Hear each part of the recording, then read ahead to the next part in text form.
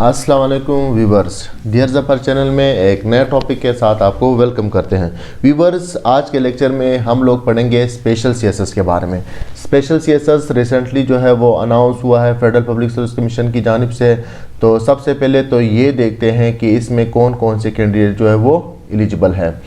सबसे अच्छी बात इसकी ये है कि वो कैंडिडेट्स जिनके 3 अटैम्प्ट्स पूरे हो चुके हैं वो भी ये टेस्ट जो है वो दे सकते हैं। और वो कैंडिडेट्स जो समझ रहे थे कि हमारे पास 3 अटैम्प्ट्स है और हम लोगों ने ये बचा के रखे थे, तो उन कैंडिडेट्स के लिए भी ये गोल्डन अपॉर्चुनिटी है कि वो ये टेस्ट दे सकते हैं, क्योंकि ये जो है वो एज अ अटैम्प्ट जो है वो काउंट नहीं होगा। तो सबसे पहले ये देखते हैं कि कौन कौन से रीजन या कौन कौन से प्रोविंसेस के कौन से कैंडिडेट जो है वो एलिजिबल हैं। सबसे पहले हमारे पास है पंजाब। पंजाब से हमारे पास सिर्फ जो है वो माइनॉरिटीज़ जो है वो एलिजिबल है, ठीक है। उसके बाद केपी से वोमेन एंड माइनॉरिटीज़, उसके बाद आज़ाद जम्मू कश्मीर से ओनली माइनॉरिटीज़, और उसके बाद Sindh rural, Sindh urban, Balochistan and एक्सपार्टा। इसमें आपके पास जितने भी कैंडिडेट्स हैं वो सारे जो है वो एलिजिबल हैं।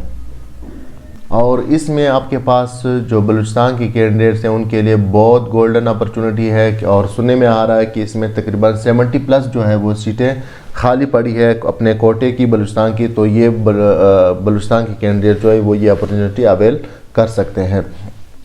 उसके बाद आ जाते हैं उसके मुख्तलिफ डेडलाइंस पे।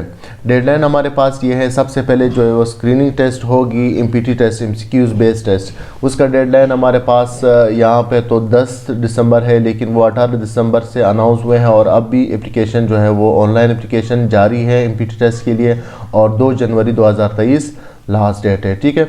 उसके बाद हमारे पास एमपीटी टेस्ट जो है वो कंडक्ट होगा 31 जनवरी 2023 को, और उसका रिज़ल्ट जो है वो 15 दिन बाद 15 फरवरी को आ जाएगा। उसके बाद इसका रिज़ल्ट आ जाएगा। वो कैंडिडेट्स जो पास है वो स्पेशल सीएसएस रिटर्न जो प्रॉपर टेस्ट है 12 पेपर का जो रिटर्न टेस्ट है वो जो है वो उसके लिए अप्लाई करेंगे 19 फरवरी से 5 मार्च तक। इसमें फिर आपके पास जो उनका प्रॉपर रिटन टेस्ट है उसके लिए आपने अप्लाई करनी है, ऑनलाइन अप्लाई। उसके बाद 15 मार्च तक आपने जिस जो ऑनलाइन अप्लाई की है उसकी हार्ड कॉपी जो है वो आपने भिजवानी है फेडरल पब्लिक सर्विस कमीशन। और उसके बाद इनका प्रॉपर जो 12 पेपर का रिटन टेस्ट है प्रॉपर वो हमारे पास होगा 4 मई 2023 है। ये हमारे पास जो डेट्स है, डेडलाइंस है, उसमें आगे पीछे रद्द-बदल हो सकता है। तो उसके बाद हमारे पास जो सीएसएस स्पेशल की ख़ास बात है वो ये है कि इसमें आपके पास जो एज लिमिट है वो 32+2 ईयर्स रिलैक्सेशन, यानी वो कैंडिडेट्स जिनकी एज जो है वो 34 साल की है वो सारे जो है वो एलिजिबल है। तो इसमें सारे कैंडिडेट्स के लिए ये गोल्डन अपॉर्चुनिटी इसलिए है कि इसमें एक तो ये एज लिमिट है वो बढ़ा दी गई है, 34 ईयर्स है। और इसमें फिर अच्छी बात यह है कि वो कैंडिडेट्स जिनके 3 अटैम्प्ट्स पूरे हो चुके हैं वो भी ये टेस्ट दे सकते हैं। और वो कैंडिडेट्स जो फर्स्ट टाइम दे रहे हैं और या वो कैंडिडेट्स जो कह रहे थे कि हमारे पास सिर्फ 3 अटैम्प्ट्स है बचा के रखे थे, तो उन कैंडिडेट्स के लिए भी अच्छी अपॉर्चुनिटी है कि वो एग्ज़ाम दे के, और ताकि प्रॉपर जो सीएसएस पैटर्न फॉर्मेट सब पता चल जाए। तो इसमें कट ऑफ डेट जो है वो 31/12/2022 है। तो इसकी एज कैलकुलेशन ये है कि मैं आपको बता दूं कि वो कैंडिडेट्स जिनकी डेट ऑफ बर्थ जो है वो 1989 है या इसके बाद वो कैंडिडेट जो है वो एलिजिबल है। कट ऑफ डेट इसका अपना फार्मूला है, लेकिन आपने इसमें कंफ्यूज नहीं होना। मैं आपको बता रहा हूँ कि इसमें मंथ्स को भी नहीं देखना। वो कैंडिडेट्स जिनकी डेट ऑफ बर्थ 1989 या ऑनवर्ड है वो ये एग्ज़ाम दे सकते हैं, और वो कैंडिडेट जिनकी डेट ऑफ बर्थ 1989 से पहले की है यानी 88, 87 की है वो एलिजिबल नहीं है। सिर्फ 89 एंड ऑनवर्ड, 1989 एंड ऑनवर्ड जो कैंडिडेट्स जिनकी डेट ऑफ बर्थ है वो ये एग्ज़ाम दे सकते हैं, ठीक है। तो उसके बाद आ जाते हैं चालान पेपर पे। फेडरल पब्लिक सर्विस कमीशन के वेबसाइट से आप चालान डाउनलोड कर दे। ये आपके पास चालान है और ये जो है अमाउंट जो है वो 250 की है। तो ये चालान आप उसमें अपने नाम और शनाख्ती कार्ड नंबर डाल के आपने ये चालान जो है वो किसी भी बैंक में, ख़ासतौर पर नेशनल बैंक में जमा करनी है। चालान जमा करते वक्त आपने चालान पे जो नंबर है, चालान नंबर, वो आप बैंक ऑफिसर से यहाँ पे लिखवा दें, क्योंकि वो ऑनलाइन अप्लाई जब आप करेंगे, मैं आगे आपको ट्यूटोरियल पे बता दूंगा, ऑनलाइन अप्लाई करते वक्त आपने यहाँ पे जो चालान नंबर है वो आपने लिखना है। तो चालान जमा करते वक्त यहाँ पे चालान नंबर ज़रूर डलवाइएगा नेशनल बैंक या जो ऑफिसर्स है वहाँ पे मुतलका उससे, मे बी 4 नंबर 5 6 7 जो भी नंबर है वो आपने आगे डालना है। अच्छा, उसके बाद आ जाते हैं अप्लाई किस तरह होती है। सबसे पहले आ जाते हैं फेडरल पब्लिक सर्विस कमीशन के वेबसाइट पे। फेडरल पब्लिक सर्विस कमीशन की वेबसाइट पे आ जाते हैं तो यहाँ पे हमारे पास सबसे पहले जो मेन स्क्रीन पे है स्टिकर चल रहा होता है स्पेशल सीएसएस का, यहाँ पे क्लिक करेंगे। यहाँ पे क्लिक करने के बाद हमारे पास ये क्या है, to apply online special CSS MPT test. सबसे पहले क्या होगा, एमपीटी टेस्ट होगा। यहाँ पे क्लिक करते हैं, ऑनलाइन अप्लाई करते हैं।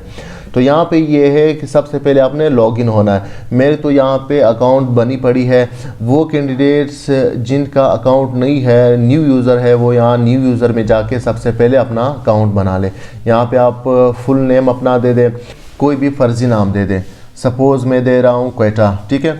तो इसमें हमारे पास जो है वो क्वेटा 1 2, इसमें आपने अल्फ़ाबेट्स भी देने हैं और डिजिट्स भी देने हैं। उसके बाद अपना पासवर्ड दे दे, उसी पासवर्ड को कंफर्म कर दे, ईमेल दे दे और यहाँ पे CNIC नंबर।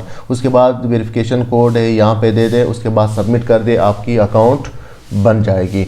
मेरे तो चूँकि यहाँ पे पहले से अकाउंट बनी पड़ी है, फ़र्ज़ी नाम मैंने यहाँ पे दिया था काकड़1, तो यहाँ पे मैंने पासवर्ड दे दी, मैं लॉगिन हो रहा हूँ, लॉगिन हो गया। तो यहाँ पे मेरे पास आ गया। तो सबसे पहले मैं क्या करूँगा, यहाँ पे अपना प्रोफाइल जो है वो क्रिएट करूँगा। प्रोफाइल क्रिएट करने के लिए आपके पास एप्लीकेशन इंफॉर्मेशन, आपने अपनी फ़ोटो अपलोड करनी है, एजुकेशन और ये चीज़ें आपने देनी है, ठीक है। उसके बाद अप्लाई फॉर CSS, ठीक है। हम लोग स्पेशल CSS के MPT टेस्ट के लिए अप्लाई कर रहे हैं, तो यहाँ पे हम लोग अप्लाई पे जाते हैं, ठीक है। तो यहाँ पे वो चालान नंबर जो मैं आपसे पूछ रहा था, मैं आपको बता रहा था कि आप चालान नंबर अपना डलवाइएगा।